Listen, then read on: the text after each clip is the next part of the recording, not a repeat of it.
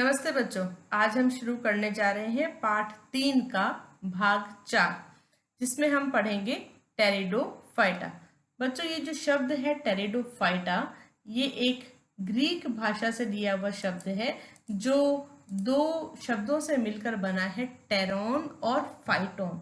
Tayron का अर्थ होता है फेदर, फेदर यानी कि पंख, और फाइटोन का अर्थ है पादप, यानी कि ऐसे पौधे जिनकी पत्तियां पंख के समान दिखाई देती हैं, इनको हम टेरिडोफाइट्स में रखते हैं। ठीक है।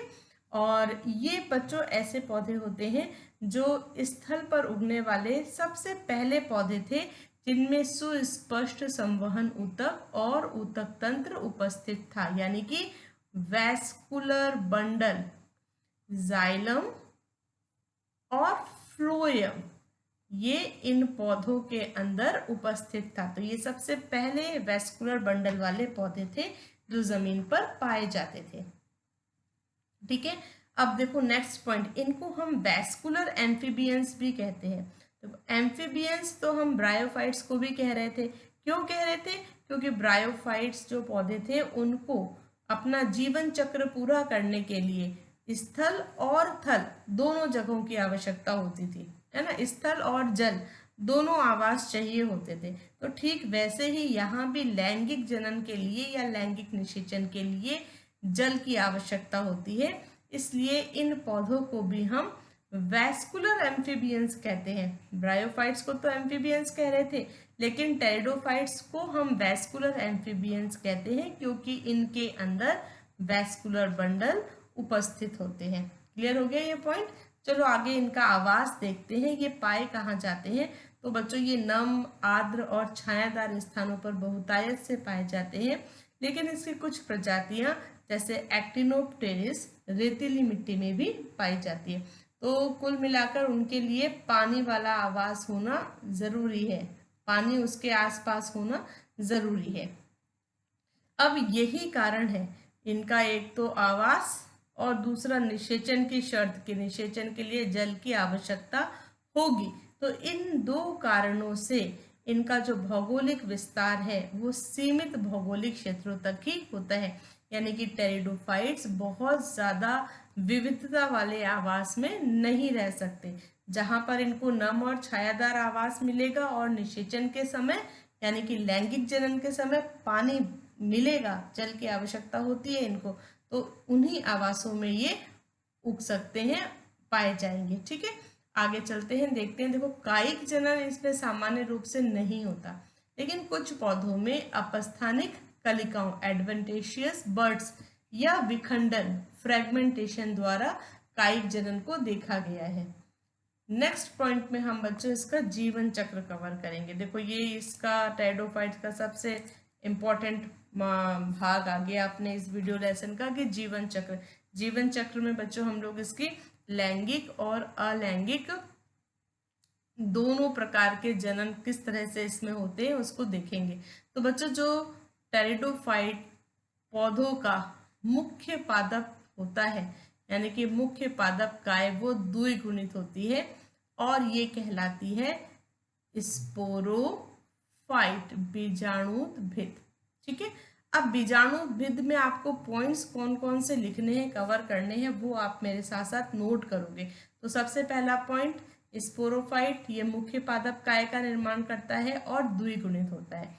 दूसरा पॉइंट यहाँ पर देखो आप कवर करोगे, स्पोरोफाइट जो है उसका शरीर तना, पत्ती और जड़ में विभेदित होता है। ठीक है। अभी इससे पहले हमने जितने भी ये एल्गी और ब्रायोफाइट्स पढ़े थे उनमें विभेदन नहीं था, लेकिन यहाँ पर जड़, तना और पत्ती का विभेदन उपस्थित है। ये अपना दूसरा पॉइंट है। तीसरा पॉइंट, इसमें जो बच्चों पत्तियां पाई जाती हैं, पत्तियों के आधार पर टेरिडोफाइट्स को दो प्रकार में विभक्त कर सकते हैं। ऐसे टेरिडोफाइट्स जिनमें पत्तियों का आकार छोटा होता है, यानी कि लघु पर्णी, और ऐसे टेरिडोफाइट जिनमें पत्तियों का आकार बड़ा होता है, यानी कि बृहद पर्णी। लघु पर्णी में हमारे पास उदाहरण है सिलेजिनेला और वृहद पर्णी में हमारे पास उदाहरण है बहुत सी तरह के फर्न्स। ठीक है, तो पत्तियों के आधार पर आप इसमें विभेदन का थर्ड पॉइंट लिखोगे। फोर्थ पॉइंट, इनमें इन सामान्य पत्तियों के अलावा एक विशेष प्रकार की पत्तियों का विकास होता है जिनको हम कहते हैं बीजाणुपर्ण या स्पोरोफिल।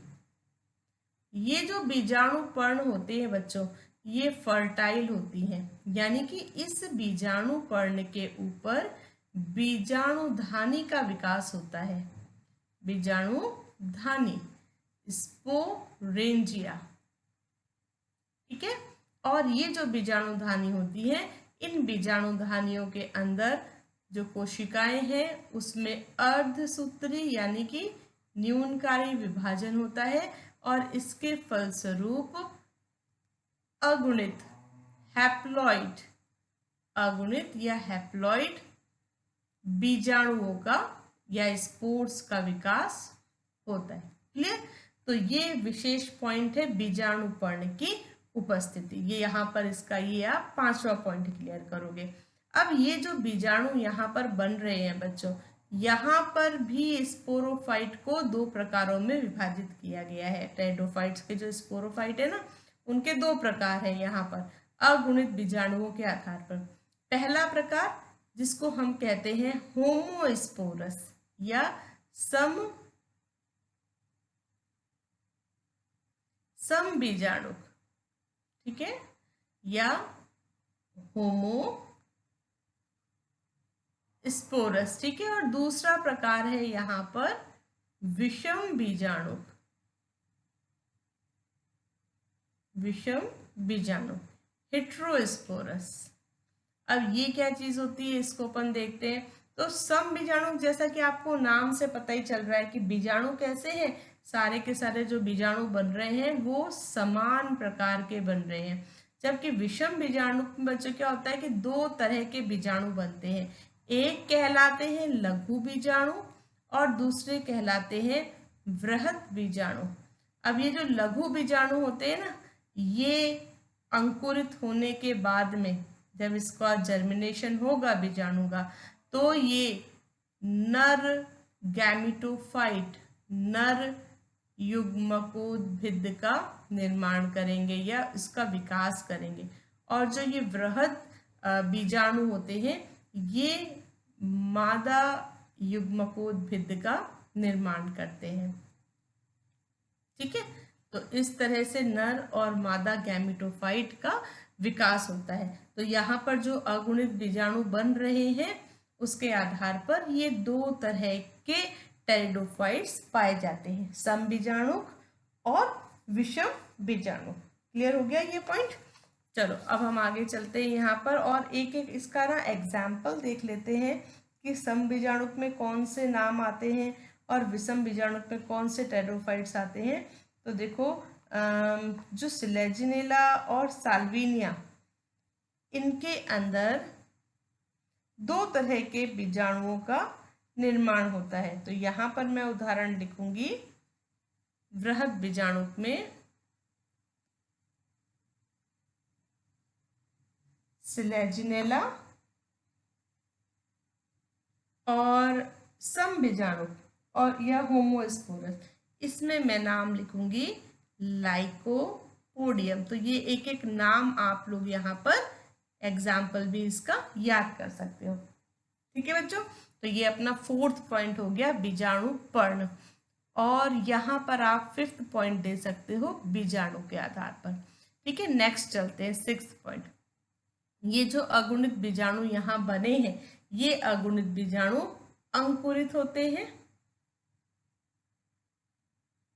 अब यहाँ इनके अंकुरण के लिए जो इनको आवास चाहिए वो चाहिए ठंडा, छायादार और आर्द्र। तो ऐसे नम स्थानों पर ही ये पौधे विकसित होंगे। ठीक है, तो अब ये अंकुरित होंगे और अंकुरित होने पर ये नर और मादा युग्मकोद्भिद का निर्माण करेंगे। या तो दोनों युग्मकोद्भिद अलग अलग होंगे और या फिर अगर सम बीजाणुक है तो एक ही युग्मकोद्भिद का विकास होगा जिसके अंदर नर और मादा दोनों जनन अंग पाए जाएंगे। ठीक है, तो यहाँ पर जो युग्मकोद्भिद बनेगा उसमें नर व मादा दोनों ही जनन अंग उपस्थित होंगे। क्लियर हो गया यहाँ तक? चलो अब आगे ये 6 पॉइंट्स जो यहाँ पर अपन ने पढ़े हैं ये हमें स्पोरोफाइट के साथ में लिखने हैं। अब हम इसके जीवन चक्र को आगे बढ़ाते हैं। तो आगे बढ़ाने के लिए मैं यहाँ पर वापस से द्विगुणित, ये है हमारा स्पोरोफाइट बीजाणुउद्भिद। स्पोरोफाइट ने क्या बना लिया? स्पोरेंजिया, और स्पोरेंजिया के अंदर विकसित हो गए अगुणित स्पोर, और अगुणित स्पोर्स ने अंकुरित होकर बना दिया गैमेटोफाइट। ठीक है, युग्मकोद्भिद। ठीक है, यहां तक क्लियर है पॉइंट? अब यहाँ पर मैं आपको एक डायग्राम दिखाना चाहूंगी और स्पोरेंजिया के बारे में एक पॉइंट और क्लियर करना चाहूंगी, उसके बाद हम गैमेटोफाइट की तरफ बढ़ेंगे। तो ये बच्चों जो स्पोरेंजिया होती है यहाँ पर, इनका विन्यास जो है स्पोरोफाइट में दो तरह से होता है। एक, या तो ये जो पत्ती है स्पोरोफिल बीजाणु पर्ण, ये क्या है? बीजाणु पर्ण या स्पोरोफिल, या तो ये इसके ऊपर इस तरह से स्पोरेंजिया विन्यसित होती हैं और ये पत्तियां जो है तने के ऊपर अलग अलग लगी होती हैं।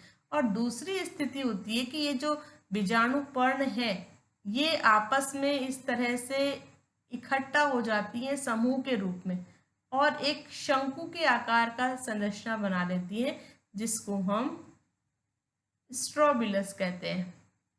तो या तो स्ट्रोबिलस के रूप में बीजाणुपर्ण या स्पोरोफिल का गुच्छा बन जाता है, और या फिर ये बीजाणुपर्ण एक एक करके पौधे के ऊपर अलग अलग लगे रहते हैं। तो बीजाणुपर्ण की स्थिति को क्लियर करने के लिए मैं आपको दो डायग्राम्स दिखाती हूँ। ये देखो, ये फर्न है और फर्न में आप यहाँ पर ऑब्जर्व करो तो ये ऑरेंज कलर से पत्तियों के ऊपर आपको छोटे छोटे स्पोरेंजिया लगे हुए दिखाई दे रहे हैं। तो ये पूरी स्पोरोफिल कहलाती है बीजाणुपर्ण, और जिसके ऊपर बहुत सारे स्पोरेंजिया लगे हैं।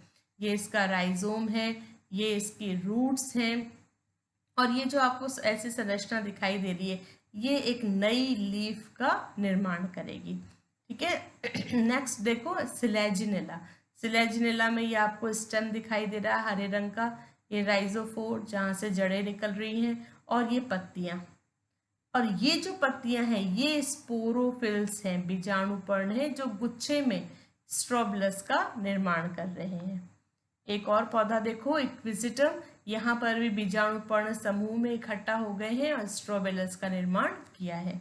और ये एक जलीय टेरिडोफाइट है साल्विनिया, जो पानी के ऊपर तैरता हुआ पाया जाता है। ये इसकी फ्लोटिंग लीव्स हैं जो पानी के ऊपर होंगी, और ये छोटी छोटी सबमर्ज्ड लीव है, और ये राइजोम है। ठीक है, तो ये कुछ चित्र हैं जो हमारे टेरिडोफाइट्स पौधों को प्रदर्शित कर रहे हैं।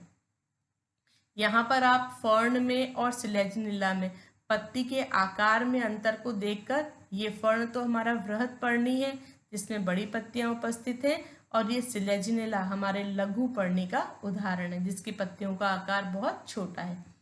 चलो, तो अब यहाँ से आपको ये स्पोरेंजिया वाले पॉइंट्स क्लियर हो गए होंगे। तो आगे चलते हैं। आगे चलने से पहले मैं इसको थोड़ा सा इरेज कर देती हूँ ताकि हमारे पास प्रॉपर जगह बन जाएगी, और हम शुरुआत करेंगे अब गैमेटोफाइट से। ये जो हमारे बच्चों गैमेटोफाइट यहाँ पर बना है, ये गैमेटोफाइट कैसा दिखाई देता है, चलो इसको देखते हैं। मैं यहाँ जो उदाहरण लेके चल रही हूँ वो मैं ये मान के चल रही हूँ कि इस गैमेटोफाइट का विकास हमारे समबीजाणुक से हुआ है। ठीक है, ये इसके राइजोइड्स हैं, राइजोइड्स, और इसको हम कहते हैं प्रोथैलस। जो गैमेटोफाइट है ना, ये क्या कहलाता है? प्रोथैलस कहलाता है। अब इस गैमेटोफाइट की कौन कौन सी विशेषताएं हमको याद रखनी है वो देखो बच्चों। पहला, एक कि इसका आकार बहुत छोटा होता है। दूसरा, छोटा आकार तो होता है लेकिन फिर भी ये कैसे होते हैं? बहुकोशिकीय होते हैं। तीसरा पॉइंट, ये मुक्त जीवी होते हैं, यानी स्वतंत्र रूप से ये रहते हैं, और साथ ही साथ ये प्रकाश संश्लेषी होते हैं, यानी कि अपना भोजन ये स्वयं बना रहे हैं, ये स्वपोषी हैं। ठीक है, तो ये पॉइंट्स गैमेटोफाइट के हमें ध्यान रखने हैं। अब बच्चों, इस गैमेटोफाइट के ऊपर आर्किगोनिया, ये आर्किगोनिया है फ्लास्क के आकार का, और ये एंथ्रेडिया। आर्किगोनिया और एंथ्रेडिया का विकास इस गैमेटोफाइट के ऊपर होता है। तो मैं इसको लेबल करती हूँ, ये फ्लास्क के आकार के क्या है हमारे स्त्रीधानी, यानी कि आर्किगोनिया। और ये कौन सी संरचनाएं हैं, ये है हमारी पुंधानी या एंथ्रीडिया। ठीक है, तो एंथ्रीडिया और आर्किगोनिया। तो अब ये पॉइंट तो हमें पता ही है बच्चों की, एंथ्रीडिया के अंदर हमारे एंथ्रेजॉइड्स यानी कि नर युग्मकों का विकास होता है, और आर्किगोनिया के अंदर एग सेल यानी कि मादा युग्मक का विकास होगा। अब ये जो नर युग्मक यहाँ बनेंगे, इनको मादा युग्मक तक पहुंचने के लिए माध्यम जल की आवश्यकता होती है, इसीलिए पानी की यहाँ बहुत ज़्यादा इम्पोर्टेंस होती है। ठीक है, तो नर युग्मक पानी के माध्यम से मादा युग्मक तक पहुंचेगा और निषेचन की क्रिया होगी। अब निषेचन के फलस्वरूप एक द्विगुणित संरचना बनेगी, जिसको कि हम जाइगोट कहते हैं। द्विगुणित युग्मनज या जाइगोट का यहाँ पर विकास हो जाएगा। ये मादा युग्मक अगुणित, नर युग्मक अगुणित, ये हमारा गैमेटोफाइट अगुणित। ठीक है, स्पोरोफाइट कैसा था, द्विगुणित था। स्पोरेंजिया में अर्धसूत्री विभाजन हुआ, स्पोर्स बन गए अगुणित। ठीक है, यहाँ तक का लाइफ साइकिल समझ में आ गया। अब आगे का पॉइंट देखो, अब ये जो द्विगुणित युग्मनज है ये धीरे धीरे विकसित होता है और वापस द्विगुणित स्पोरोफाइट का विकास करता है। तो अब ये विकास कैसे होता है, विकास के क्रम में देखो, द्विगुणित युग्मनज है, ये कहाँ बना है, इसकी पोजीशन देखना आप। ये हमारा गैमेटोफाइट है, इसके राइजोइड्स हैं, और ये हमारा आर्किगोनिया है, इसके अंदर ये अभी जाइगोट है। ये किसकी पोजीशन है, हमारे द्विगुणित युग्मनज की।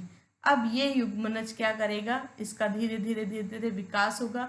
विकास के क्रम में इसमें स्टेम बनेगा, इस तरह से रूट्स का विकास होगा, स्टेम के ऊपर पत्तियों का विकास होगा इस तरह से, और फिर धीरे धीरे ये जो है यहाँ पर स्ट्रोबिलस यानी कि कोन का विकास होगा। तो ये आपको पूरा एक स्पोरोफाइट इस तरह से विकसित होता हुआ दिखाई देगा। तो इस विकास के क्रम में जैसे ही इसमें रूट्स बन जाएंगी, तने का विकास हो जाएगा, प्लस पत्तियां बन जाएंगी, तो इसका जो गैमेटोफाइट से, ये जो गैमेटोफाइट है युग्मकोद्भिद, इससे इसका संपर्क टूट जाएगा और ये एक स्वतंत्र पादप के रूप में, एक स्वतंत्र स्पोरोफाइट के रूप में विकसित हो जाएगा। ठीक है, तो ये था बच्चों जीवन चक्र टेरिडोफाइटा। अब इस जीवन चक्र में आप देखो, स्पोरेंजिया में अर्धसूत्री विभाजन हुआ, स्पोर बन गए, और ये अगुणित अवस्था कहाँ तक चली, जब तक निषेचन हुआ। निषेचन के बाद में वापस द्विगुणित युग्मनज बन गए। तो ये जीवन चक्र की अगुणित प्रावस्था और ये जीवन चक्र की द्विगुणित प्रावस्था। तो ऐसा जीवन चक्र जिसमें अगुणित और द्विगुणित दोनों प्रावस्थाएं हमें स्पष्ट रूप से दिखाई देती हैं, उसको हम कहते हैं डिप्लो हैप्लॉन्टिक लाइफ साइकिल या द्विगुणितक